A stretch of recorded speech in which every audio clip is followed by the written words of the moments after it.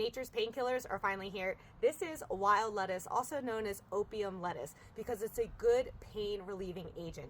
So it's next to its common lookalike dandelion. So I'm going to help you a little bit with identification because it's commonly mistaken for dandelion. So if you want the best pain relieving properties, you need to look for Lactuca virosa. I have Lactuca cereola. Canadensis is also one that grows in the US, so look out for that. Here are our leaves. So this is our Lactuca and this is our dandelion. Identifying with just the leaves is going to be way too hard. Now, cut your leaf off, okay? With the dandelion, you'll see it's more of like a circular cross section, and with your Lactuca, it's a triangle. It's always going to have that triangular shape, okay? The next means for identification is this is called the midrib, which is like the spine of the leaf, okay? The Lactuca species, do you see how it has those little spines that run along the whole midrib, okay? Dandelion has no spines. Now, sometimes if you have an immature form of a Lactuca, it will not have the spines present.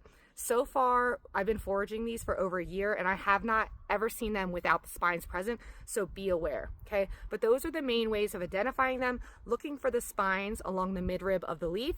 And then this is, I think, the best method. The dandelion looks way different than our Lactuca species over here. This white oozing liquid is our Lactucarium. This is not enough to identify the plant alone, but this is what gives it its pain relieving properties. Now, from all the attention I got with this plant last year, the comments are mixed. There are some people who have used this plant for chronic pain and it's worked great. And there's others who have said, hey, it was like a Tylenol for me. So that is great. We still have a Tylenol growing everywhere around us for free. Now, for the people who have more chronic pain, what I do know about this plant is typically herbalists don't recommend it for long-term daily use. Okay, that's not what this plant is for.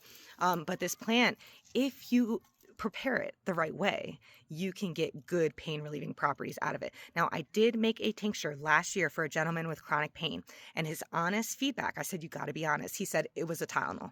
And I said, great. I am so glad it worked as a Tylenol. I'm going to make it better this year. I'm going to work on my methods and I'm going to make something stronger. So we're not ready to use this plant yet. We're going to forage it right when it's about to bloom. Okay. So just be aware. Don't pull this plant yet. We'll be talking more about it in the future.